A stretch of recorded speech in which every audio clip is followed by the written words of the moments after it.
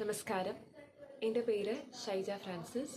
ഞാൻ MES training കോളേജിലെ അധ്യാപക വിദ്യാർത്ഥിനിയാണ്.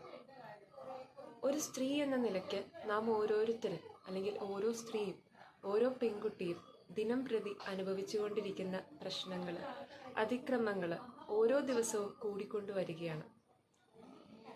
പെണ്ണ് ആണ് എന്ന രണ്ട് തലങ്ങളിലായി അനുഭവിച്ചുകൊണ്ടിരിക്കുന്ന വ്യത്യാസങ്ങളും പെണ്ണിന് അല്ലെങ്കിൽ ഒരു പെൺകുട്ടിക്ക് അനുഭവിക്കേണ്ടി വരുന്ന പലതരത്തിലുള്ള പ്രശ്നങ്ങളുമാണ് സമൂഹത്തിൽ ഈ പറയുന്ന ഈ രണ്ട് തട്ടിലുള്ള കാഴ്ചപ്പാടിന് കാരണമാകുന്നത്.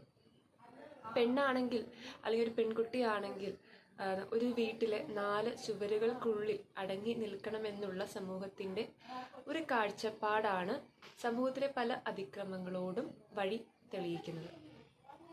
സ്ത്രീകൾക്കെതിരെ അല്ലെങ്കിൽ ഈ പറയുന്ന പെൺകുട്ടികൾക്കെതിരെയുള്ള ഇങ്ങനെയുള്ള കുറേ അതിക്രമങ്ങളും അതേപോലെയുള്ള അവർക്ക് എതിരായിട്ടുള്ള സാഹചര്യങ്ങളും മാറ്റുന്നതിന് വേണ്ടിയാണ് കേന്ദ്ര സംസ്ഥാന ഗവൺമെൻറ് കൂടിച്ചേർന്ന് കുറേ പ്രോഗ്രാമുകൾ സംഘടിപ്പിക്കുന്നത്.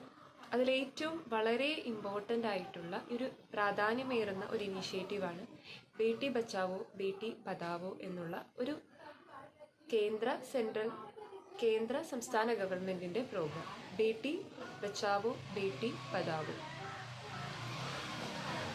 ഈ ഒരു പ്രോഗ്രാമിലൂടെ ഇവർ ഒരു പെൺകുട്ടിയെ എങ്ങനെ സ്വയം പ്രാപ്തിയായി വളർത്തി അവളുടെ കഴിവുകളെ വികസിപ്പിച്ച് സാമൂഹിക തലത്തിൽ എങ്ങനെ അത് ഉപയോഗിക്കാം, ഒരു വ്യക്തി എന്ന നിലയിൽ എങ്ങനെ സമൂഹത്തിന് നല്ലത് ചെയ്യാം, നന്മ കൊണ്ടുവരാം, അല്ലെങ്കിൽ എങ്ങനെ സമൂഹത്തിനെ വളർത്താം എന്നുള്ള ഒരു തരത്തിലേട്ടാണ് ബേട്ടി ബച്ചാവോ ബേട്ടി പഠാവോ എന്ന് പറയുന്ന ഈ ഒരു പ്രോഗ്രാം ഉദ്ദേശിക്കുന്നത്.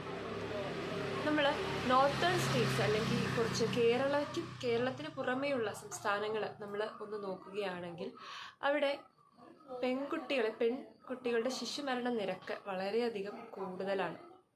പെൺകുട്ടിയാണെങ്കിൽ ആ കുട്ടിയെ വയറ്റിലുള്ളപ്പോൾ തന്നെ കളയാനുള്ള ഒരു സാധ്യത വളരെയധികം അവിടെ കൂടുതലാണ്. പെൺകുട്ടിയാണെങ്കിൽ വിദ്യാഭ്യാസത്തിന് അവരെ വിടുക എന്നുള്ള ഒരു ചാൻസും ആ കുട്ടികൾക്ക് കുറവാണ്. ആൺകുട്ടികളാണ് കൂടുതൽ വിദ്യാഭ്യാസത്തിന് പോകുന്നത്. പെൺകുട്ടികൾക്ക് അവരുടെ അടിസ്ഥാന വിദ്യാഭ്യാസം പോലും നിരസിക്കപ്പെടുന്ന സാഹചര്യമാണ് പുറമെയുള്ള എല്ലാ സംസ്ഥാനങ്ങളിലും ഉള്ളത്.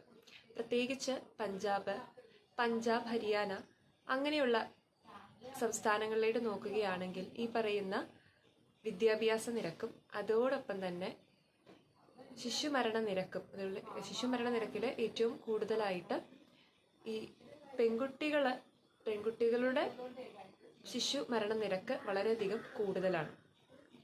ബേട്ടി ബച്ചാവോ ബേട്ടി പഠാവോ എന്ന് പറയുന്ന ഈ ഒരു പ്രോഗ്രാമിലൂടെ വളരെയധികം മാറ്റങ്ങളാണ് സമൂഹത്തിൽ ഉണ്ടായത്. ഏറ്റവും കൂടുതലായിട്ട് പഞ്ചാബിൽ ഈ പറഞ്ഞ വിദ്യാഭ്യാസത്തിന് പെൺകുട്ടികളെ വിടുന്നതിനുള്ള സംഖ്യ വളരെയധികമായിട്ട് വർദ്ധിച്ചു. ഈ ഒരു പ്രോഗ്രാം നടത്തുന്നത് ആദ്യമേ തന്നെ ഓരോ തരത്തിലുള്ള ക്ലാസ്സുകളിലൂടെയാണ്. എങ്ങനെ ഒരു പെണ്ണും ആണും തമ്മിൽ ഉള്ള വ്യത്യാസത്തിനെ വേർതിരിക്കാതെ അവരൊന്നാണ്, അല്ലെങ്കിൽ അവരുടെ കഴിവുകളെ മനസ്സിലാക്കി അതൊരു സാമൂഹിക നന്മയ്ക്ക് വേണ്ടി ഉപയോഗിക്കുക എന്നുള്ള ഒരു പലതരത്തിലുള്ള ക്ലാസ്സുകൾ അവർക്ക് കൊടുക്കുക. അതോടൊപ്പം തന്നെ സമൂഹത്തിൽ അല്ലെങ്കിൽ സാമ്പത്തികമായി പിന്നോട്ട് നിൽക്കുന്ന പല വിദ്യാർത്ഥികളുണ്ടാകും. അവർക്ക് സ്കോളർഷിപ്പുകൾ നൽകി അവരെ പ്രോത്സാഹിപ്പിക്കുക, വിദ്യാഭ്യാസത്തിൻ്റെ മുൻനിരയിലേക്ക് അവരെ കൊണ്ടുവരാൻ ശ്രമിക്കുക. അതോടൊപ്പം തന്നെ ദാരിദ്ര്യത്തിൻ്റെ അങ്ങേയറ്റം താമസിക്കുന്ന ആളുകൾക്ക്, പ്രത്യേകിച്ച് പെൺകുട്ടികൾക്ക്, അവർക്ക് അനുയോജ്യമായുള്ള ഭക്ഷണ സാധനങ്ങൾ നൽകി അവരുടെ ആരോഗ്യത്തെ മികവുറ്റതാക്കുക. ഇങ്ങനെയുള്ള പല പല പദ്ധതികളിലൂടെയാണ് ബേട്ടി ബച്ചാവോ ബേട്ടി പഠാവോ എന്ന് പറയുന്ന പ്രോഗ്രാം മുമ്പോട്ട് നീങ്ങുന്നത്. പെൺകുട്ടികളുടെ വളർച്ചയ്ക്കും അവരുടെ എങ്ങനെ വിദ്യാഭ്യാസത്തിലൂടെ മുന്നോട്ട് നയിക്കാമെന്നും അവരെ എങ്ങനെ ഒരു വ്യക്തി എന്ന നിലയിൽ സമൂഹത്തിന് വളർച്ചയ്ക്ക് നയിക്കാമെന്നുമുള്ളതാണ് ബേട്ടി ബച്ചാവോ ബേട്ടി പഠാവോ എന്ന് പറയുന്ന പ്രോഗ്രാമിൻ്റെ അടിസ്ഥാനം എന്ന് പറയുന്നത്. ഇതേപോലുള്ള സ്കോളർഷിപ്പുകൾ നൽകിയും പലതരത്തിലുള്ള ക്ലാസ്സുകളിലൂടെയും പലതരത്തിലുള്ള പ്രോഗ്രാമുകളിലൂടെയും ഇപ്പോഴും വളരെയധികം മാറ്റം പല സംസ്ഥാനങ്ങളിലും പലരുടെ മനസ്സുകളിലും ഈ പറയുന്ന പ്രോഗ്രാമിന് കൊണ്ടുവരാൻ സാധിച്ചിട്ടുണ്ട്.